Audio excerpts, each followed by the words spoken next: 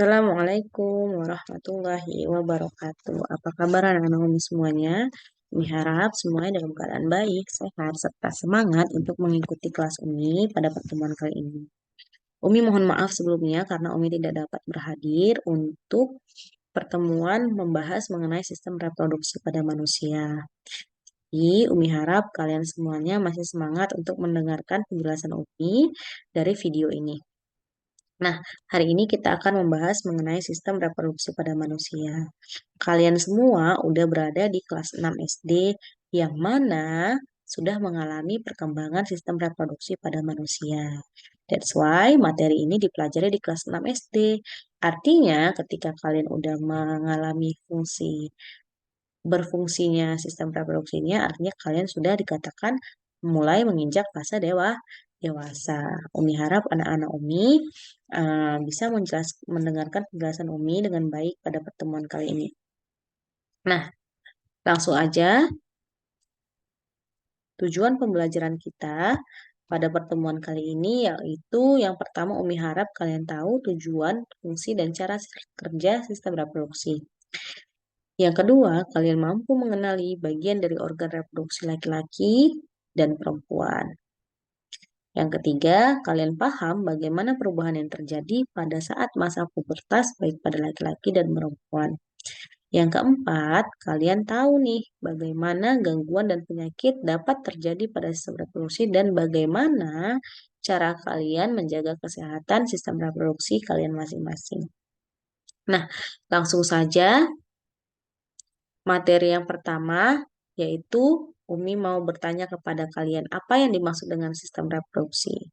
Nah, jadi reproduksi ini berasal dari kata produksi, artinya menghasilkan kembali gitu ya. Nah, yaitu proses makhluk hidup menghasilkan keturunan yang sejenis. Ingat, apa katanya yang sejenis?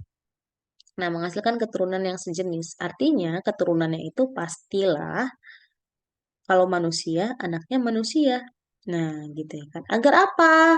Agar keberlangsungan hidupnya tetap terjaga atau tidak punah atau keturunannya itu tidak punah keturunan manusia misalnya, tidak punah keturunan manusia. Nah, seperti itu. Nah, terus bagaimana manusia dapat bereproduksi? Nah, manusia bereproduksi dengan organ reproduksi yang terdapat pada laki-laki dan organ reproduksi yang terdapat pada perempuan. Artinya, indukan atau orang tua yang dapat menghasilkan keturunan adalah ada dua jenis orang tua, yaitu laki-laki dan perempuan. Nggak bisa ada orang tua yang laki-laki dan laki-laki ataupun perempuan dan perempuan. Sekarang Umi akan menunjukkan gambar sama kalian. Jadi Umi mau kalian coba, ini Umi tandai ya, nah, gambarnya ini gambar A, ini gambar B, ini gambar C. Nah, coba kalian tentukan dulu gambar mana yang mencirikan sistem reproduksi dari dua pertanyaan yang udah Umi ajukan dan kita jawab bersama. Apakah A, B, atau C? Atau gambarnya itu A dan C? Atau A dan B? Atau B dan A? Atau B dan C? Yang mana? Atau semuanya salah? Atau semuanya benar? Nah, coba kita cari tahu apa ya Umi jawabannya. Nah, jadi jawabannya itu adalah C saja. Why? Kenapa? Because they are two parents, ya, they are two parents, yang mana orang tuanya ini laki-laki dan perempuan. Kenapa kok tahu nih laki-laki perempuan? Ya namanya orang tua laki-laki menandakan ciri laki-laki dan perempuan menandakan ciri perempuan. Kemudian adanya keturunan dua anak. How about the A gitu? Kayak mana yang gambar A? Nah, gambar A ini adalah proses pertumbuhan nah, dari biji sampai ke tumbuh. Sedangkan B juga ini proses pertumbuhan dari telur menetas menjadi ayam kecil, kemudian menjadi ayam dewasa. Sampai sini paham anak Umi semuanya? Nah, that's why the answer is C. Nah, itu dia. Jadi Umi harap kalian udah dapat mengetahui ya bagaimana ilustrasi dari sistem mekanisme sistem reproduksi. Nah, sekarang Umi akan menampilkan yang namanya organ reproduksi baik pada laki-laki dan pada perempuan. Nah, di sini kita bahas mengenai anatominya dan fungsinya ya, Nak. Apa itu anatomi Umi? Bagian dalam organ. Tapi tidak semua yang kita bahas, hanya organ yang penting saja. Yang pertama, organ reproduksi pada laki-laki yaitu testis. Testis berjumlah 2 buah, bentuknya bulat seperti telur. Apa fungsinya? Menghasilkan sel sperma, ya, menghasilkan sel sperma pada laki-laki, hanya pada laki-laki. Kemudian yang perempuan ada namanya ovari atau ovarium. Jumlahnya juga 2 di pinggang kanan kiri, di rongga pinggang kanan kiri perempuan. Nah, ovari ini nama lainnya adalah ovarium. Fungsinya sebagai apa? Penghasil sel telur atau sel ovum. Terus Umi, kenapa rupanya tentang sel sperma dan ovum? Nah, ketika sel sperma dapat membuahi ovum, maksudnya membuahi Umi, sel sperma dapat bersatu dengan ovum. Nah, itu namanya proses fertilisasi atau pembuahan. Maka akan terbentuk yang namanya zigot. Apa ini zigot? Zigot ini adalah calon janin. Nanti dia akan berkembang di mana? Pastinya di dalam rahim ibu, rahim perempuan namanya uterus di sini. Kemudian akan dilahirkan. Paham sampai sini mengenai fungsi dari organ sistem reproduksi baik pada pria dan wanita? Kami harap kalian paham dari penjelasan ini. Nah, kemudian, kapan organ reproduksi tadi dapat berfungsi? Ya kan? Nah, organ reproduksi biasanya dapat berfungsi ketika laki-laki dan perempuan mengalami fase pubertas. Apa itu fase pubertas?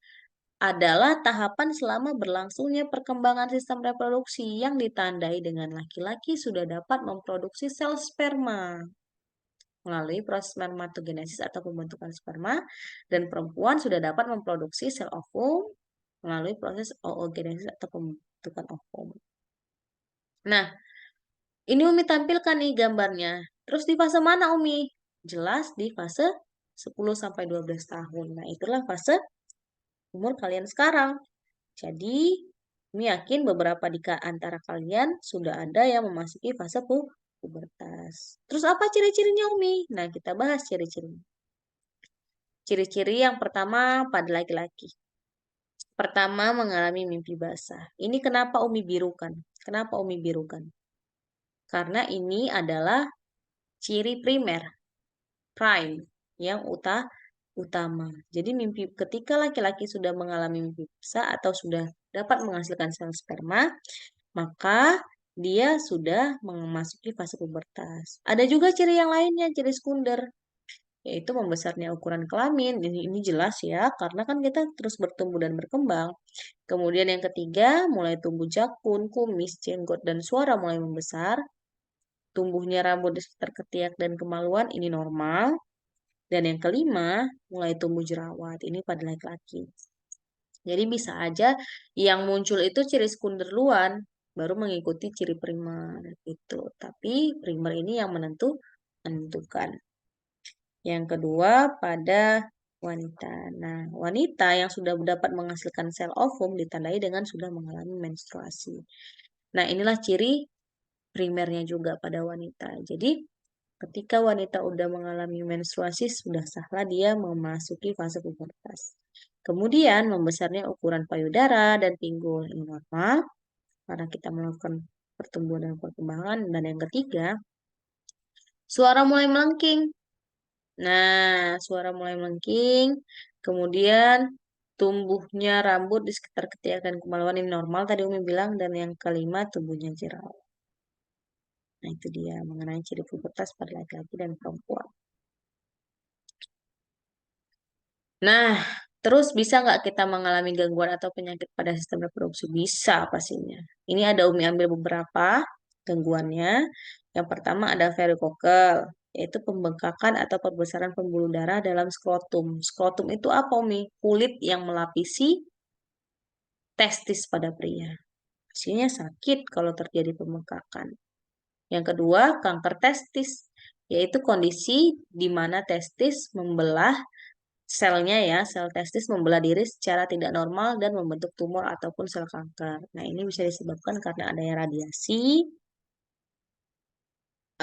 infeksi virus atau bakteri, ataupun ini ya, nak, konsumsi zat-zat kimia. Yang ketiga ada keputihan, yaitu kondisi bagian dalam kemaluan wanita yang berjamur sehingga mengeluarkan cairan berwarna putih kehijauan. Kenapa Umi kok bisa ada jamur? Nah, ini disebabkan karena kondisi organ reproduksi wanita yang lembab. Dikarenakan apa? Mungkin saja eh, pakaian yang digunakannya lembab atau sebagainya.